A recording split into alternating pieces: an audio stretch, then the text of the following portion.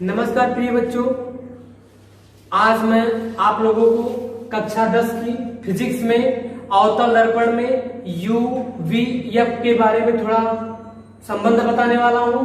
UVF के बारे में थोड़ा समझ लीजिए। अवतल दर्पण में U जो है वस्तु की दूरी, V जो है प्रतिबिंब की दूरी, F जो है किसकी दूरी होती है, फोकस दूरी। यानी कि फोकस दूरी को स्मॉल f से, स्मॉल v से प्रतिबिंब की दूरी, स्मॉल u से जो होता है वस्तु की दूरी डिनोट करते हैं, मतलब दर्शाते हैं। ठीक है, तो सबसे पहले अवतल दर्पण के बारे में आप लोगों को समझा दे रहा हूँ, बता दे रहा हूँ कि अवतल दर्पण होता क्या है। गोली दर्पण का वह भाग जिसके दबे हुए तल पे, ठीक है, दबा हुआ तल जो होता है, दबा हुआ तल हमारा होता है परावर्तक पृष्ठ होता है, और उभरे हुए तल पे क्या किया जाता है, पालिश किया जाता है। इस प्रकार का जो बना निकाय दर्पण होता है हमारा क्या कहलाता है, अवतल दर्पण। तो चलिए देखिए, हम गोली दर्पण का एक भाग बनाते हैं। गोली दर्पण का एक भाग हो गया, गोली दर्पण का एक भाग, दबे हुए तल को हम परावर्तक पृष्ठ बना दे रहे हैं, और उभरे हुए तल को क्या बना दे रहे हैं, उभरे हुए तल को हम पालिशदार यानी कि कलई कर दे रहे हैं। लाल ऑक्साइड से किया जाता है कलई, या फिर चांदी की पालिश कर दी जाती है। इस प्रकार से कलई कर दिया गया। ठीक है, उसके बाद दर्पण के मध्य बिंदु को ध्रुव बोलते हैं, जिसे हम लोग P से डिनोट करते हैं। उसके बाद ध्रुव से यहाँ पे दर्पण का जो अवतल दर्पण जिस गोले का भाग होता है उसके केंद्र को हम लोग वक्रता केंद्र बोलते हैं, यानी कि C से प्रदर्शित करते हैं इसे। उसके बाद इसको यहाँ से मिला दिया जाती है, वक्रता त्रिज्या हो गई गोली दर्पण की, ये क्या हो गई, यानी अवतल दर्पण की वक्रता त्रिज्या, इसे हम लोग R से प्रदर्शित करते हैं। इसी वक्रता त्रिज्या की आधी हमारी होती है फोकस, मुख्य फोकस होता है। क्या होता है, आधे पे मुख्य फोकस, यानी कि वक्रता त्रिज्या की आधी होती है। तो बस ध्रुव से होकर के, ध्रुव और केंद्र से होकर जाने वाली एक सीधी रेखा हमारी क्या होती है, मुख्य अक्ष। ये हमारा हो गया भैया मुख्य अक्ष। ठीक है, मुख्य अक्ष। तो हम लोग UVF में संबंध पढ़ने वाले हैं, तो मुख्य अक्ष की आवश्यकता नहीं, बस यही जान लीजिए मुख्य अक्ष होता है। तो मुख्य अक्ष पे ही वस्तु को क्या किया जाता है, रखा जाता है। तो मुख्य अक्ष पे कोई वस्तु मान लीजिए रखी गई है, मुख्य अक्ष पे एक ऊर्ध्वाधर वस्तु रखी गई है, वस्तु कोई रखी गई है, वस्तु को आप मान लीजिए क्या है, AB।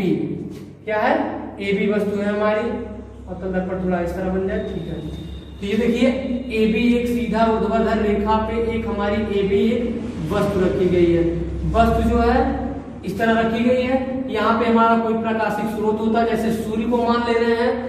इस संसार में सबसे बड़ा प्रकाशिक स्रोत जो होता है सूर्य होता है।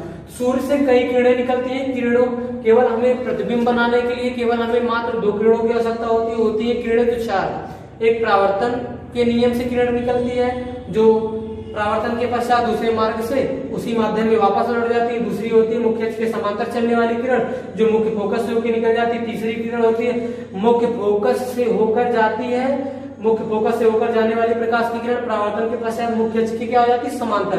तीसरी वाली किरण होती है वक्रता, अगली वाली किरण नेक्स्ट होती है वक्रता केंद्र से होकर जाने वाली प्रकाश की किरण परावर्तन के पश्चात उसी मार्ग में वापस लौट जाती है।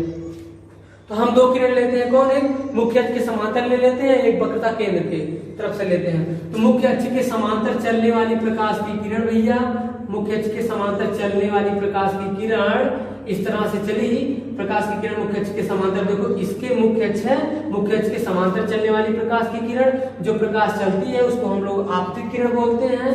तो यहाँ से परावर्तन, यहीं से परावर्तन होगा तो यहाँ पे मूल बिंदु हुआ, क्या हुआ, आपतन बिंदु। ठीक है, आपतन बिंदु से जब परावर्तन के पश्चात टकराएगी तो कहां से होके निकलेगी, फोकस से होके निकल जाएगी। इस प्रकार से फोकस से होके निकल जाएगी, यानी कि आपतित हुई और फोकस से होके निकल गई। दूसरी किरण हम लेने वाले हैं वक्रता केंद्र से। दूसरी किरण हम वक्रता केंद्र से लेंगे, तो वक्रता केंद्र से अभी हम बता चुके हैं आप लोगों को, वक्रता केंद्र से जब किरण को लेंगे हम, तो जो है परावर्तन के पश्चात उसी दिशा में उसी मार्ग से वापस लौट जाती है। तो उसी दिशा में उसी मार्ग से वापस लौटेगी। इस प्रकार से, ठीक है, इस प्रकार से किरण आई, आपतित इस प्रकार से हुई, यहाँ से परावर्तन होगा उसका, परावर्तन होने के बाद ये वापस, परावर्तन कहाँ होता, क्योंकि एक पृष्ठ जो है हमारा पारदर्शी होता है। क्या होता, सॉरी, अपारदर्शी हमारा दर्पण होता है, यानी कि यहाँ से टकराने के बाद जो है किरण पीछे नहीं आएगी, क्योंकि यहाँ पे हम कलई की है, नहीं आएगी वापस तो लौट जाएगी। जैसे आप लोग दर्पण चमकाए हो घर पे, फेस देखने वाला जो दर्पण होता है, जिसमें आप लोग चेहरा वगैरह देखते हो, तो उसमें जो ऐसे धूप निकलता है, बाहर से ऐसे चमकाते हो, जहां अंधेरा वाला घर रहता है तो चमक के प्रकाश जाता है, ठीक वही परावर्तन होता, यानी कि यहाँ वहां से प्रकाश आया, उस कांच में टकराया, टकराने के बाद कहीं दूसरी जगह जाएगा, ठीक इसी प्रकार से ये होता है। ठीक है, तो चलिए देखिए, ये हमारा ए और बी हमारा वस्तु था। तो प्रतिबिंब कैसे बनता है, इमेज हमारा कैसे बनता है, जब आपतित किरण, मतलब जो हमारी ये किरण हुई, दो किरणें ली हैं, दोनों किरणें जहां पर एक दूसरे को काटती हैं, वहीं पे हमारा प्रतिबिंब बनता। तो किरणें यहीं पे काट रही हैं, किरणें कहाँ काट रही है, तो मुख्य अक्ष से जो है एक हम रेखा खींच देंगे इस प्रकार से, सीधा सीधा मुख्य अक्ष से खींच देंगे, यही हमारा प्रतिबिंब बन जाएगा। और प्रतिबिंब मुख्य अक्ष से जब ऊपर बनता है, मुख्य अक्ष से ऊपर बनता है, तो ये पॉजिटिव रहता है, इधर रहेगा निगेटिव रहेगा। इसके बारे में भी हम डिस्कस कर रहे हैं। तो देखिए ये क्या बन रहा है, बी डैश, यानी कि ये ऐसे सीधा मारकर यहाँ खड़ा हुआ, तो यहाँ पे प्रतिबिंब यहाँ उल्टा बन गया, इसका उल्टा बना तो इस प्रकार से बना, यानी कि इसका जो है पहले तो कैप ऊपर था, अब कैप कहाँ आ गया, नीचे आ गया, तो यानी कि यहाँ भैया ए डैश हो गया, यहाँ क्या हो गया, बी डैश हो गया। ठीक है, ए डैश और बी डैश, क्लियर। यहाँ तक तो बात लगभग आप लोगों को समझ में आ गई होगी। तो आगे देखिए, अब आप लोगों को हम बता दे रहे हैं कि हमारे पास त्रिभुज मिल गया, समकोण त्रिभुज मिला। समकोण त्रिभुज देखिए 4 मिला है। समकोण त्रिभुज एक हमारा यहाँ बन रहा है, और समकोण त्रिभुज एक हमारा यहाँ बन रहा है, समकोण त्रिभुज एक यहाँ बन रहा है, और समकोण त्रिभुज यहाँ से अगर हम सीधा सीधा इस पे लंब अगर हम डाल देते हैं, एक यहाँ पे बन जाएगा। तो इस बिंदु को हम यम मान लेते हैं, जहां पे ये बिंदु आपतित किरण जहां पे टकराई, जहां से परावर्तन हुआ, तो यहाँ पे यम मान ले रहे हैं, यहाँ पे क्या मान ले रहे हैं भैया, यन मान ले रहे हैं। तो यम यन यानी कि बिंदु यम से हम यन, यानी कि इस पे जो है एक सीधा लंब खींचे जो इस रेखा को, इस मुख्य अक्ष को यन बिंदु पर क्रॉस करती है, मिलती है। ठीक है, तो यानी कि यहाँ पे एक बिंदु हम यन मान ले रहे हैं। देखिए एक 90 डिग्री यहाँ मिल गया। ठीक है, इसको हम आप खींच सकते हैं ऐसे ऐसे करके, मतलब डाट डाट करके बना सकते हो, या कुछ भी करके बना सकते हो। तो देखिए 4 त्रिभुज हमें समकोण त्रिभुज मिला। कौन मिला, एक ये मिल गया, एक ये मिल गया, एक ये मिल गया। ये देखो कैसे मिला, बी डैश, ए डैश और यम, और ये वाला एक त्रिभुज मिल गया। ठीक है, त्रिभुज किसे कहते हैं तो आप लोगों को पता, 3 भुजाओं से घिरी हुई है ऐसी आखिर, जिनके अंतःकोणों का योग 180 अंश होता है, त्रिभुज कहलाता है। तो चलिए देखिए, तो हम अब बात करने वाले हैं त्रिभुज। तो हमें मिला समकोण त्रिभुज। अब समकोण त्रिभुज का करना हमें क्या है, समकोण त्रिभुज को हमें समरूप दिखाना। ये वाला समकोण त्रिभुज इस समकोण त्रिभुज के समरूप दिखा दे, ये वाला समकोण त्रिभुज इस समकोण के त्रिभुज दिखा दे। तो जब समरूप त्रिभुज होता है, समरूप त्रिभुज का एक नियम है लंब लंब का अनुपात, यानी कि जो दोनों त्रिभुज का हम कंपेयर करेंगे तो उसका लंब लंब का अनुपात और आधार आधार का अनुपात। चलिए देखिए, यहाँ पे हम डिस्कस करने वाले हैं कि ए बी सी इस त्रिभुज की तुलना हम, मतलब इस त्रिभुज की तुलना हम इस त्रिभुज से कर देते हैं, ए डैश बी डैश सी से। तो यहाँ पे लिख दीजिए, यहाँ पे देखिए ध्यान से लिख रहे हैं हम त्रिभुज। ठीक है, त्रिभुज ए बी सी व त्रिभुज ए डैश बी डैश सी में। ठीक है, ए डैश बी डैश सी में। तो आप देख रहे हैं हम समरूप कैसे बनाएंगे, जब चाहे मतलब दोनों त्रिभुज हमारे क्या हो, समकोण के हो। समकोणी त्रिभुज भी होता, समकोणी त्रिभुज का भी वही नियम होता, समकोणी त्रिभुज भी लिख सकते हैं और समरूप भी लिख सकते हैं। समरूप मतलब समान रूप का हो, समान मतलब उसमें कोण जो है आपस में क्या हो, बराबर हो, तीनों कोण दोनों त्रिभुजों के आपस में बराबर हो। तो चलिए देखिए ध्यान से, अब जो है 2 त्रिभुज हमें मिला, तो दोनों त्रिभुज में हमें कोण बी और यहाँ पे कोण बी डैश, ये दोनों हमें 90-90 अंश दिख रहे हैं। इसको आप लिख दीजिए, कोण देखेंगे, लिखेंगे कैसे, कोण ए बी सी बराबर कोण है ए डैश बी डैश सी के, यानी कि ए बी ये 90 अंश, सी और फिर ए डैश बी डैश सी ये हमारा 90 अंश। ये हमारा दोनों बराबर है। क्यों बराबर है, क्योंकि ये क्या है, क्योंकि ठीक है समकोण है, समकोण त्रिभुज, सॉरी समकोण है, समकोण है इसलिए आपस में बराबर है। क्लियर। अब आगे देखिए दूसरा वाला एंगल, देखिए ध्यान से, ये हमारा कोण सी है और ये कोण क्या है, सी है, यानी कि कोई भी आकृति अगर जेड आकार की रहती है, ठीक है, तो ये वाले कोण कौन से होते हैं, शीर्षा भिमुख कोण होते हैं। कैसे कोण होते हैं, शीर्षा भिमुख कोण होते हैं। और ये वाले कोण आपस में बराबर होंगे, ये कोण आपस में बराबर होगा। इस प्रकार से हमारे एंगल सभी क्या होंगे, बराबर होंगे।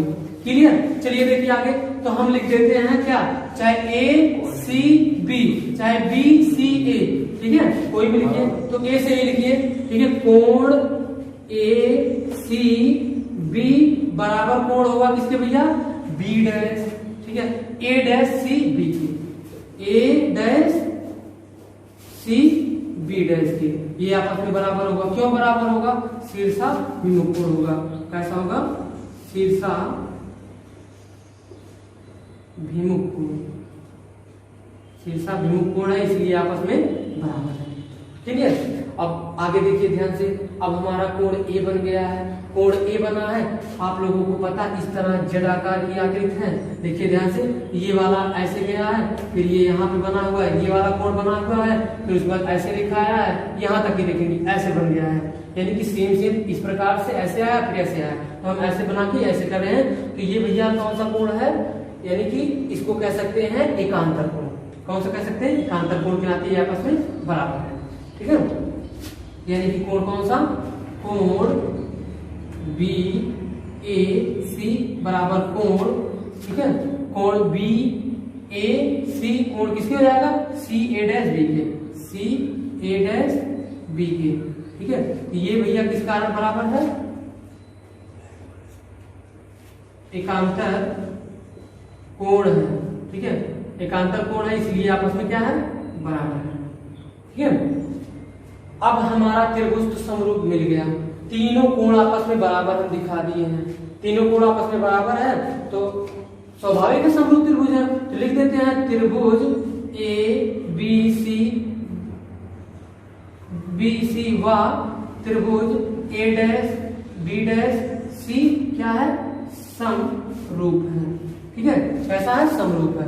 समरूप की एक डिफिनेशन ये भी है कि लंब लंब का अनुपात और आधार आधार का अनुपात। इसमें लंब क्या है, ए बी है, और इस वाले त्रिभुज में लंब क्या है, A D, A dash B dash है। इस त्रिभुज में लंब हमारा ए बी है, बटे क्या हो जाएगा, ए डैश बी डैश बराबर। अब लंब लंब का अनुपात तो क्या, ये देखिए लंब है और इधर ये लंब है।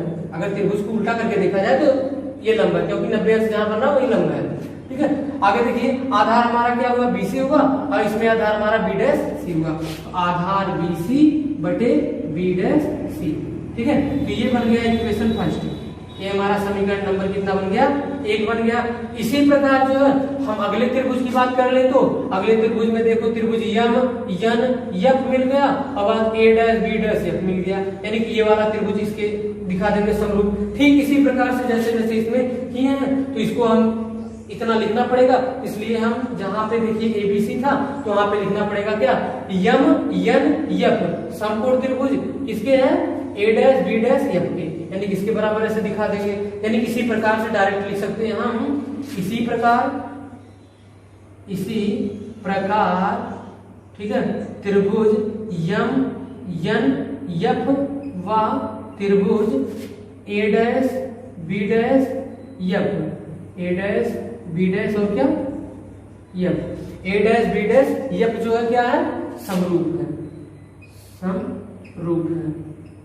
क्या, ए डैश बी डैश समरूप है, तो इसमें भी समरूप है, इसमें भी लंब लंब का अनुपात आधार आधार का अनुपात। लंब हमारा इस वाले बड़े वाले त्रिभुज का क्या है, यम यन है, यम यन बटे इस वाले का क्या है, ए डैश बी डैश है, तो ए डैश बी डैश ही हुआ बराबर।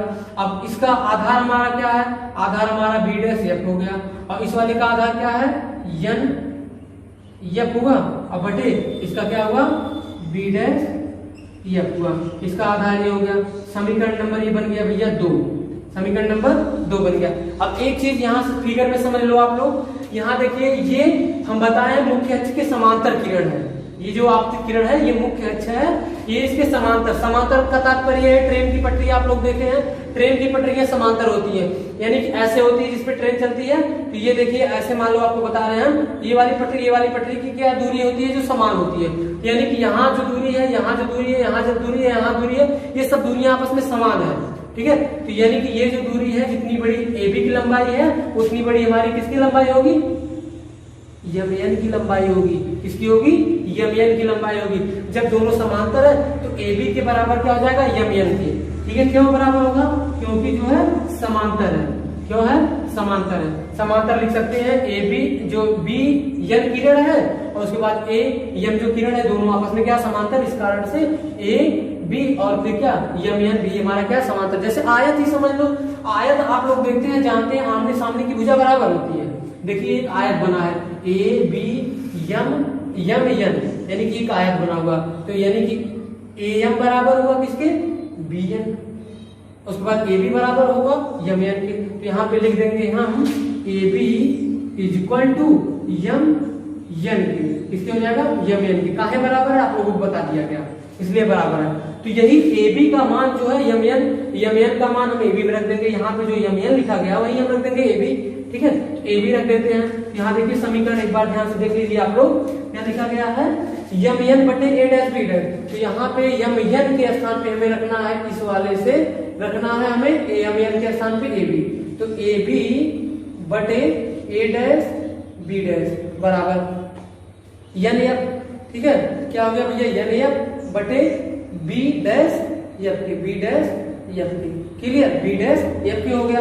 अब एक चीज और थोड़ा समझ लीजिए, अगर हम इस दर्पण के जो द्वारक है, दर्पण का द्वारक ऐसे अगर छोटा हम करते चले जाएंगे तो जो एन बिंदु है पी पे आ जाएगा।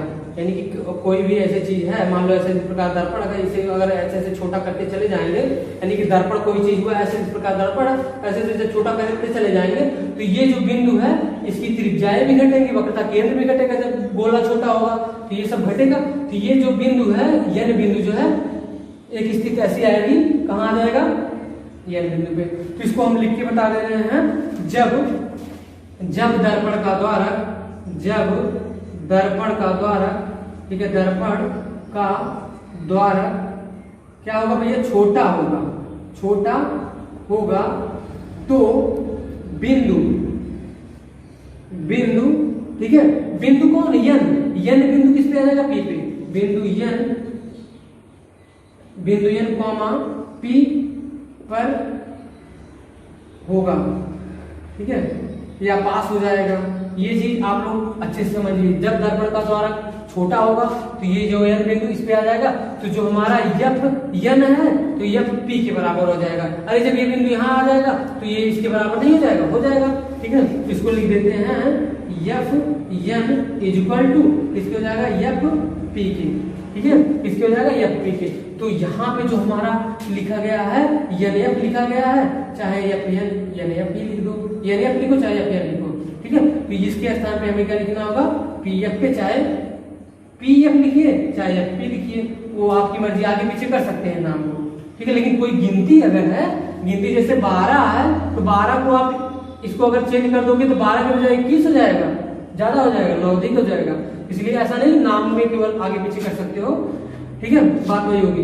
तो देखिए यहाँ से ये इसके बराबर हो जाएगा, तो आप रख दीजिए क्या हो जाएगा, ए बी, ठीक है, बटे ए डैश बी डैश, ठीक है, ए डैश बी डैश बराबर किसके हो जाएगा, एफ पी के, और फिर आ जाएगा भैया बी डैश और एफ के। ये हमारा समीकरण नंबर 2 था, 2 के बजाय कितना बन गया है, 3, ठीक है, कितना बन गया भैया, 3, 2 के बाद 3 बना। अब 2 से हम समीकरण नंबर 3 बनाए हैं, 2 से समीकरण नंबर कितना बना है, 3 बना है। जब 2 से समीकरण नंबर 3 बना तो 2 का काम खत्म, क्योंकि हम 2 को संशोधन करके, यानी कि 2 को थोड़ा आगे बढ़ा के अगर हम इसको सॉल्व करेंगे तो यही पाएंगे, ठीक है। तो यानी कि 2 को हम 3 बनाए तो 2 का काम खत्म। अब मतलब हमें किससे है, समीकरण 1 से मतलब है और समीकरण 3 से मतलब है। तो समीकरण 1 और 3 को थोड़ा आप लोग ध्यान से देखिए, वीडियो को रोक के भी देख सकते हैं आप लोग, देखिए ध्यान से। जो लेफ्ट साइड है ए बी है बटे ए डैश बी डैश है, और उसमें भी लेफ्ट साइड जो हमारा है ए बी है बटे ए डैश बी डैश है। तो हम देख रहे हैं कहीं न कहीं ये दोनों लेफ्ट साइड हमारे क्या है, बराबर है। जब दोनों हमारे लेफ्ट साइड बराबर हैं, यानी कि बायां पक्ष अगर मेरा बराबर है तो हमारा राइट भी क्या होगा, बराबर होगा, हमारा जो है राइट भी बराबर होगा। यानी कि जब लेफ्ट बराबर है तो राइट भी हमारा बराबर होगा, ठीक है। तो हम समीकरण 1 से और 3 से, समीकरण 1 और 3 से हम देखेंगे या तुलना करने पर तो हमारा क्या प्राप्त होगा, समीकरण 1 व 3 से जब हम लिखेंगे तो थोड़ा सा बस यहाँ पे इरेज करके बता दे रहे हैं आप लोगों को। चलिए देखिए ध्यान से, समीकरण 1 3 से जब हमारा लेफ्ट लेफ्ट बराबर है तो राइट राइट भी बराबर होगा, तो लेफ्ट हम नहीं लिखते हैं, राइट राइट लिख देते हैं, लिख दे रहे हैं BC बटे B डैश C के बराबर होगा राइट इसका राइट और बराबर उसका राइट, यानी कि लेफ्ट नहीं लिखना है, राइट राइट लिखना है। क्या आ जाएगा FP बटे B डैश F के। क्लियर? अब बाकी जो है अब इसके आगे हम आप लोगों को बताने वाले हैं, ठीक है। चलिए भैया देखिए, अब UVF के बारे में थोड़ा सा बता दे रहे हैं आप लोगों को। आप लोग ये जान लीजिए थोड़ा सा कि मतलब जो है हम यदि, ठीक है, सभी दूरियां आप लोग पहले ये समझ लीजिए, सभी दूरियां पहले दिमाग में यही बैठा लीजिए कि सभी दूरियां हमारी जो होती हैं ध्रुव से ही नापी जाती है, अर्थात P बिंदु से।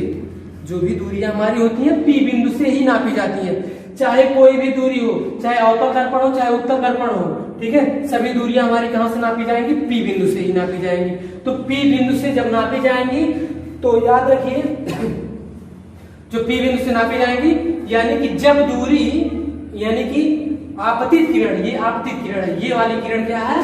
आपतित किरण है, आपतित किरण,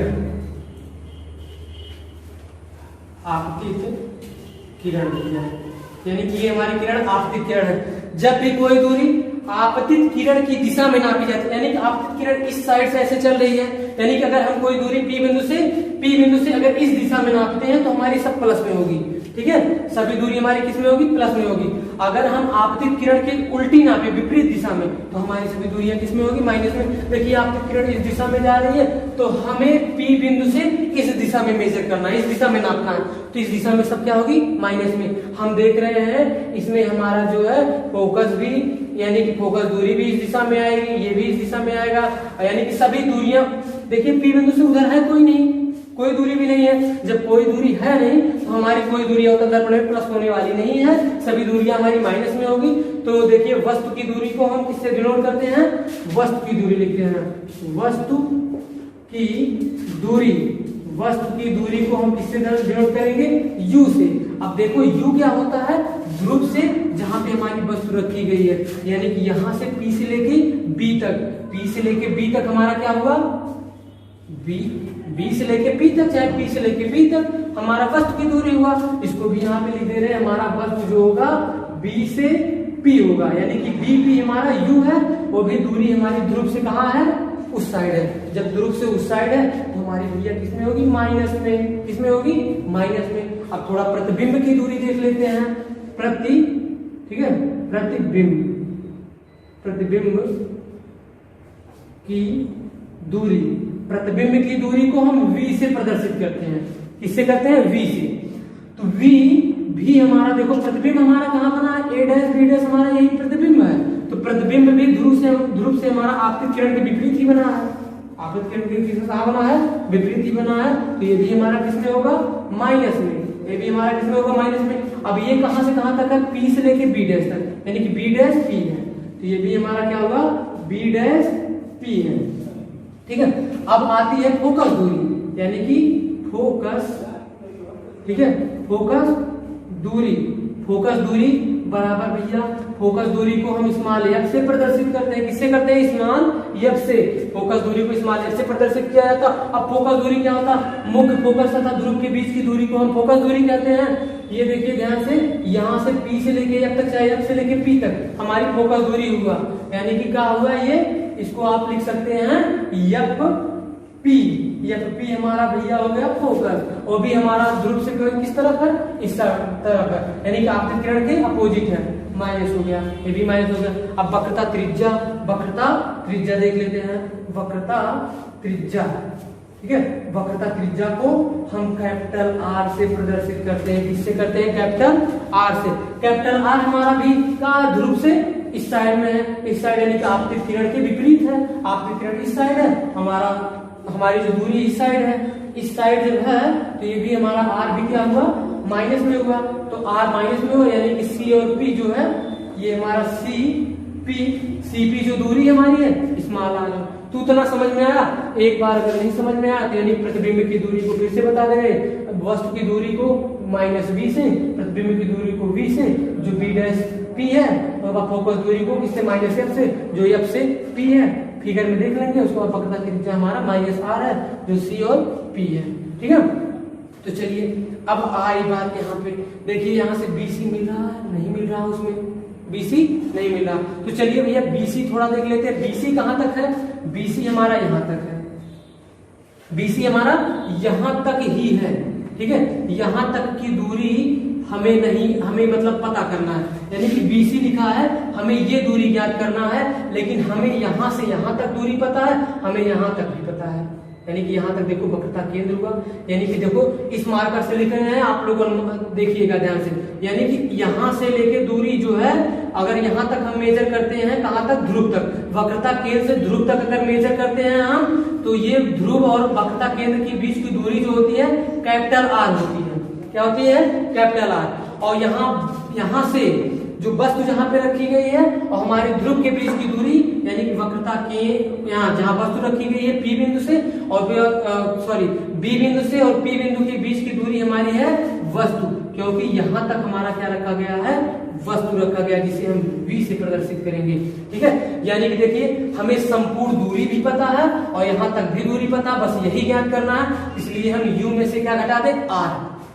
अगर u यानी कि पूरी दूरी में से हम केवल r घटा दें तो हमें ये दूरी पता चल जाएगी। अगर इस तरह भी नहीं समझ में आया, यानी कि एक रेखा हमारी है जो यहाँ पे b है, यहाँ p है, ये ध्रुव है, यहाँ पे वस्तु रखी गई है, ये टोटल दूरी मान लो 9 सेंटीमीटर है यहाँ से यहाँ तक। ठीक है, यहाँ से यहाँ तक 9 सेंटीमीटर, यहाँ वक्रता केंद्र C है और ये यहाँ पे BC दिया गया है, ये दूरी हमें नहीं पता है। ठीक है, ये दूरी हमें नहीं पता है, बाकी ये दूरी हमें पता है 4 सेंटीमीटर है, तो 4 सेंटीमीटर। अब आपको सब अच्छे से समझ में आ गया होगा, जब ये टोटल 9 है, ये हमारा 4 है, तो ये बचेगा 5। जब ये वाली दूरी ऐड करेंगे तभी तो 9 होगा। ठीक है, तो यानी कि इसमें से 9 में से 4 घटा दिए, 5 आ गया। अब समझ में आ गया होगा।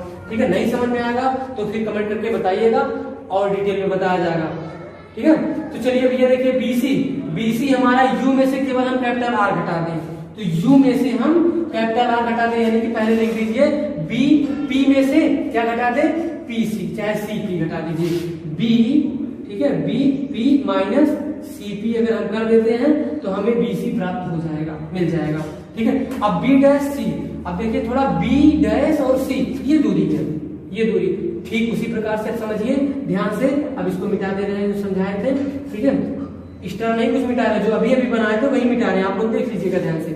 ठीक है, अब यहाँ देखिए बी और सी हमें ये फाइंड करना है, ये दूरी यहाँ से यहाँ तक, यहाँ से सी से लेके बी डैश तक, यहाँ से यहाँ तक फाइंड करना है, यहाँ तक फाइंड करना। तो हमें ये पता है सी से लेके पी तक पता है, हमें आर होता है। ठीक है, यानी कि इसमें से और बी डैश और पी तक हमें पता होता है प्रतिबिंब की दूरी, यहाँ से लेके यहाँ तक हमें पता है प्रतिबिंब की दूरी, यही प्रतिबिंब बना, प्रतिबिंब की दूरी को बी से करते हैं, ये भी हमें पता है। और इस दूरी को आर से, यानी कि हम सी पी में से केवल बी डैश पी डैश घटा दें, यानी कि सी पी में से हम क्या घटा दें, बी डैश और फिर पी घटा दें, यानी कि बी पी सी पी हमारा आर हुआ और इसमें से हम प्रतिबिंब की दूरी घटा देंगे तो हमें प्राप्त हो जाएगा। और पी एफ तो एकदम इजी है, पी एफ पी कहो चाहे पी एफ कहो, यानी कि देखो यहाँ से यहाँ के बीच की दूरी हमारी फोकस दूरी होती है, इसको कुछ नहीं करना, बस ऐसे रहना, क्योंकि हमें ये पता है ये दूरी को हम किससे दर्शाएंगे, एफ से, जिस दूरी को नहीं दर्शाएंगे उसको हम करेंगे। ठीक है, यानी कि इसको रखना है हमको एफ पी। ठीक है, बटे अब बी डैश एफ थोड़ा आता है, बी डैश एफ, देखो ध्यान से, ये भैया आ गया बी डैश एफ, यानी कि ये दूरी हमें फाइंड करना, पूरा टोटल दूरी यहाँ तक हमें पता है, बी डैश से पी तक हमें पता है प्रतिबिंब की दूरी होती है, तो हमें यहाँ से यहाँ तक पता है फोकस दूरी होती है, तो हम यही यानी कि इतनी दूरी में से केवल इतनी दूरी याद कर लेंगे तो ये दूरी आ जाएगा, यानी कि इतने में से हम इतना घटा देंगे तो ये दूरी मिल जाएगा ना, तो वही हुआ था, यानी कि बी डैश पी में से बी डैश पी में से हम घटा दे भैया एफ पी घटा देते हैं, बस। इतना कॉन्सेप्ट जो है एक बार अगर नहीं समझ में आया तो वीडियो को थोड़ा पीछे कर लीजिएगा, समझ में आ जाएगा। एक बार में नहीं समझ में आता है तो 2 बार में, मतलब एक बार पीछे करिएगा, जब तक नहीं समझ में आएगा वीडियो को पीछे कर दीजिए। हम मतलब वीडियो को पीछे करेंगे तो हमको समझ लो पीछे कर रहे हो, यानी कि जितनी बार पीछे करोगे उतनी बार अच्छे से समझ में आएगा बेहतर से। वैसे हम समझ रहे हैं कि बढ़िया समझा रहे हैं, आप लोगों को समझ में आ रहा होगा। तो अब यहाँ से दूरी हमें रखना है, यहाँ दूरी बीपी का मान माइनस क्या रखना है, यू रखना है, बी डैश पी का मान माइनस बी रखना है, एफ पी पर क्या रखना, माइनस एफ रखना, CP माइनस आर रखना है। तो चलो भैया ठीक है, तो देखो वहां पे थोड़ा हम किए हैं, वहां से जो है आप लोग एडजस्ट करिएगा। देखिए चलो हम बताते चलेंगे, तो वहां पे आप लोग ध्यान दीजिएगा, ठीक है। यानी कि BP, पहले देखो BP लिखा गया, BP का मान यानी कि BP हमारा प्रतिबिंब होता है, तो प्रतिबिंब की दूरी को हम माइनस V से, किससे करेंगे, माइनस V से। यहाँ माइनस है, यहाँ माइनस लगाओगे। CP का मान भैया है कैपिटल R, क्या है, कैपिटल R, इसका मान भी माइनस में रहेगा। अब बटे है तो बटे लगाएंगे, और उसके बाद CP है, CP का मान भी माइनस आर है, तो माइनस आर रखिए, यहाँ माइनस माइनस भी रखिए। और B' है, क्या है, B' है, B' का मान भैया है माइनस V, ठीक है। अब आगे समझ में, अब बराबर है FP क्या है, फोकस दूरी है, तो इसका भी माइनस F होगा। उसके बाद B' माइनस हमारा प्रतिबिंब की दूरी माइनस V, ये माइनस लगा है, ये भी माइनस लगा देंगे, FP आ गया। तो FP जो है हमारी क्या होती है, फोकस दूरी होती है, तो इसको भैया माइनस F में कर देंगे, ठीक। अब आगे जो है हम इसका जो है आगे कर रहे हैं, यहाँ पे थोड़ा यहाँ पे देखिएगा इसके अंदर, ठीक है, इस बॉक्स के अंदर देखिएगा। अब देखो ध्यान से, प्लस माइनस का चिन्ह बदलना तो आपका आता है, माइनस माइनस पूरे प्लस होता है, माइनस माइनस पूरा प्लस करोगे, प्लस माइनस पूरा माइनस होता है, ये सब तो आप लोगों को पहले से पता होगा।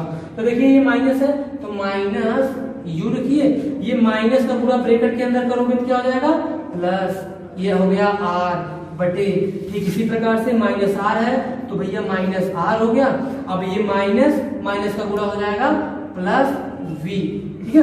अब बराबर हो गया, और माइनस F बटे, ठीक है, माइनस V लिखा गया, तो minus V, minus minus plus, plus क्या हो गया F, क्लियर, आ गया समझ में। चलो अब देखो भैया, यहाँ पे थोड़ा हमें गुणा करने में परेशानी होगी, थोड़ा हमें लग रहा है माइनस आगे थोड़ा भद्दा लग रहा है, तो हम प्लस वाला आगे रख देते हैं, तो प्लस आगे रख दो, यानी कि R माइनस U बटे V प्लस, सॉरी माइनस क्या हो जाएगा R। मान में कोई परिवर्तन, चिन्ह के साथ आप रख सकते हो आगे पीछे, ठीक है। ये देखो प्लस के साथ में रख दिए, इसको माइनस के साथ में रख दिए, इसका अगर मान निकालेंगे कुछ भी करेंगे वही उत्तर आएगा, ठीक है। ये देखिए माइनस F हुआ बटे, ये भी वो आगे कर दो, इसको आगे कर दो, ठीक है, ये प्लस F आगे हो गया, माइनस V हो गया, क्लियर, इतना समझ में आ गया। अब हमें करना है क्रॉस मल्टीप्लाई, क्या करना है, क्रॉस मल्टीप्लाई। देखो एक साइड हमारा लेफ्ट हुआ, ये हमारा साइड राइट हुआ, सब बटे में है, तो अगर हम क्रॉस मल्टीप्लाई कर देते तो हर हमारा गायब हो जाएगा, अंश रह जाएगा, तो यानी कि इसका गुणा इसमें कर देंगे, इसका गुणा जब क्रॉस मल्टीप्लाई करेंगे हम, इसका गुणा इसमें करेंगे, यानी कि R माइनस U में गुणा F माइनस V से, F माइनस V से, इस तरह ब्रैकेट लगा के करोगे तो कोई गड़बड़ी नहीं होगी। और इसका गुणा जो है माइनस F में, बराबर माइनस F का गुणा किसमें हो जाएगा, V माइनस R, तो आ जाएगा V माइनस R, क्लियर, कोई प्रॉब्लम नहीं होनी चाहिए। एक बार देखिए, हम बोल रहे हैं क्रॉस मल्टीप्लाई करवाए हैं, इसका गुणा हम इसके अंश में, यानी कि इसका हर जो है इसके अंश में, इसका हर जो है इसके अंश में करवा दिए, तो हमारा हर गायब हो गया। अब आ गया इस तरह से, ठीक है। अब R क्या है, R है, तो R का मान आप रख दीजिए, ठीक है, R का इसमें मल्टीप्लाई करवा दीजिए, R का गुणा जब इसमें कर देंगे क्या हो जाएगा, R का गुणा इन दोनों में करना पड़ेगा, तो R का गुणा हो जाएगा, तो R का गुणा F में होगा, तो RF आ जाएगा, फिर R का गुणा इसमें आ जाएगा भैया, तो माइनस प्लस माइनस क्या हो जाएगा, माइनस RV आ जाएगा, RV इस प्रकार से आ जाएगा RV, क्लियर।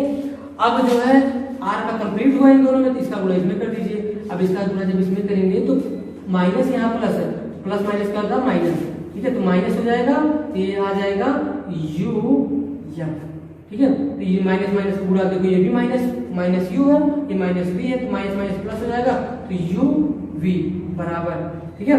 अब इन दोनों का गुणा कंप्लीट इधर हुआ, अब इसका गुणा इधर करवा दे रहे हैं, जो राइट पक्ष था हमारा, इसका गुणा इसमें हो जाएगा, तो माइनस FV हो जाएगा, ठीक है, FV हो जाएगा, और इसका गुणा माइनस माइनस क्या हो जाएगा, प्लस क्या हो जाएगा, RF, ठीक है, RF हो जाएगा। अब देखो कोई जो है, अगर दोनों पक्ष हम ध्यान से देखते हैं, दोनों पक्ष में देखते हैं, अगर कोई पद, कोई मान अगर बराबर है चिन्ह के साथ बराबर, अगर प्लस प्लस में है तो वो कट जाएगा। देखो RF इधर है, तो हम देख रहे हैं राइट में भी आर एफ है, इधर भी प्लस आर एफ है, इधर भी प्लस आर एफ है, तो ये ऑटोमेटिक मतलब कट जाएगा, ठीक है। यानी पक्षांतर करेंगे तो माइनस हो जाएगा, तब भी कट जाएगा, पक्षांतर करके कर सकते हो, डायरेक्टली भी काट दो, ये कट जाएगा, ठीक है। अब ध्यान से देखो, जितने भी माइनस पद हैं एक तरफ लेके चले जाओ, इधर देखो ये भी माइनस है, ये भी माइनस है, ये प्लस है, इसको एक साइड रख दो, ये हो जाएगा क्या जान रहे हो भैया, ये हो जाएगा हमारा रुक जाओ, हाँ देखो ये प्लस में है यू आर, ठीक है। तो यू वी बराबर, इन सबको उधर लेके जाओगे तो इसको उधर अगर लेके जाते हो तो ये आर वी प्लस में हो जाएगा, इसको भी उधर लेके जाओगे तो ये हो जाएगा प्लस यू एफ, अब ये वाला पहले से है माइनस एफ वी। एक चीज आप लोगों को हम बताना चाहते हैं, थोड़ा सा फोकस करिएगा, यहाँ पे आप लोगों को बता दे रहे हैं, आर का जो मान होता है, आर को हम त्रिज्या से दर्शाते हैं, आर को किससे दर्शाते हैं, त्रिज्या, वक्रता त्रिज्या जो हमारी होती है कैपिटल आर होती है, लेकिन ये जो होती है फोकस दूरी की दोगुनी होती है, यानी कि एफ की दोगुनी होती है, ये होती है एफ की दोगुनी यानी कि 2f, और एफ अगर हमें फाइंड करना है तो आर का क्या होता है, आधा, आर का आधा, यानी फोकस दूरी की अगर बात की जाए तो त्रिज्या की आधी होती है, अगर हम त्रिज्या की बात करें तो फोकस दूरी की क्या गुनी होती है, दोगुनी, फोकस दूरी की कैसे होती है, दोगुनी होती है। तो आर के स्थान पे हमें 2f रखना है, आर यहाँ पे लिखा गया, इसके स्थान पे हमें 2f रखना है, तो चलो भैया रख दो, u v प्लस आर के स्थान पे हमें 2f रखना है, ये v पहले से, तो v पहले से हो गया, प्लस u f हो गया माइनस f v, क्लियर। अब देखो यहाँ पे 2f भी है, यहाँ पे माइनस f भी है, घट जाएगा तो आ जाएगा f v, और ये प्लस u f लिखा गया है, u f हो गया, ये वाला राइट जो हमारा लेफ्ट में u v हमारा हो जाएगा ये पहले से। अब ये हमारा लास्ट चरण है, ये हमारा लास्ट चरण है, इतना बड़ा बोर्ड है फिर भी हमें जगह कब पड़ जा रही है, बस आप लोगों को समझ में आना चाहिए, हम बार बार मिटा के बार बार बताएंगे, कोई प्रॉब्लम नहीं होनी चाहिए। अगर कहीं भी दिक्कत हो आप लोग वीडियो को हल्का सा पीछे करिए कि जहां से प्रॉब्लम हो आप लोगों को बेहतर से समझ में आ जाएगा। तो देखिए ध्यान से, अब हम जो है इधर साइड थोड़ा मिटा दे रहे हैं, उसको फिर से यहाँ पे लिख के बता रहे हैं, ठीक है। वीडियो को स्किप मत करिएगा, आप लोग आराम से देखिएगा, ठीक है, समझ में आएगा सब। यू वी होता है यू वी, ठीक है, यू वी बराबर F V plus U F है, ठीक है। ये हमारा आ गया भैया, इतना आया हमारा, यही समीकरण हम उठा के बस सेम यहीं पे लिखे हैं। तो इसको चाहे समीकरण 4 मान सकते हो, क्या मान सकते हो, वो 4 इसको मान सकते हो, इसको हम समीकरण नंबर 4 ही मान ले रहे हैं, समीकरण नंबर 4 हो गया। तो देखो समीकरण नंबर 4 होगा, 3 तक तो था ही, ठीक, समीकरण नंबर 4 होगा, तो हम समीकरण नंबर 4 में हमें इससे किससे संबंध ज्ञात करना है, संबंध हमें यू वी एफ में ज्ञात करना है, तो हम यू वी एफ से क्या कर देते हैं, भाग कर देते हैं, यहाँ पे लिख देते हैं समीकरण 4 में यू वी, ठीक है, कॉमन नहीं लगाएंगे, एक साथ देना, यू वी एफ से भाग देने पर, देखो समीकरण 4 में दोनों पक्षों में जब भी भाग दिया जाएगा, समीकरण 4 में, ठीक है, यू वी एफ से, ठीक है, दोनों पक्षों में भाग देने पर, भाग दे दो, भाग दे देंगे हम, भाग क्या है हमारा, यू वी बटे यू वी एफ बराबर एफ वी बटे U V F plus U V U F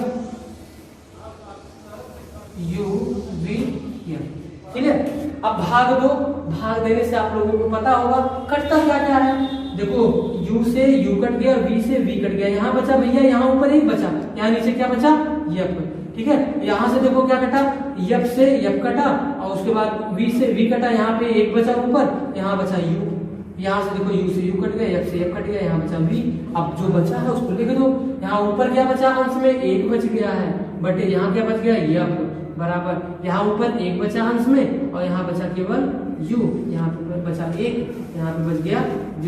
यही हमारा संबंध है, यानी कि 1/f बराबर 1/u प्लस 1/v। बस यही हमें सिद्ध करना था। अगर बोर्ड परीक्षा में पूछ लेता है तो श्योर है 4 नंबर 6 नंबर का पूछता है, तो आप लोग जो है बिना हिचके इस वीडियो को अगर देख लिए हैं 100% गारंटी ले रहा हूँ कि आप भूलेंगे नहीं। आप जरूर 4 नंबर 6 नंबर जो है अगर आता है तो आप आसानी से करके आ सकते हैं। निगमन बहुत बड़ा नहीं है, बस आपको सर्वप्रथम इमेज बनाना सीखना है। इमेज कैसे बनाएंगे, 2 किरणें लेना होता है। किरणें कैसी लेंगे, एक मुख्य अक्ष के समांतर लेंगे जो फोकस से होकर निकलेगी, दूसरी किरण हम लेंगे जो वक्रता केंद्र से होकर आएगी, वह उसी मार्ग में वापस लौट जाएगी। बस आज तक की वीडियो में बस इतना। अगली वीडियो में हम फिर उपस्थित होंगे अवतल दर्पण में यूबीएफ में उत्तल दर्पण में यूबीएफ में संबंध बताएंगे। ठीक है, बेस्ट ऑफ लक, आप लोग पढ़ते रहिए।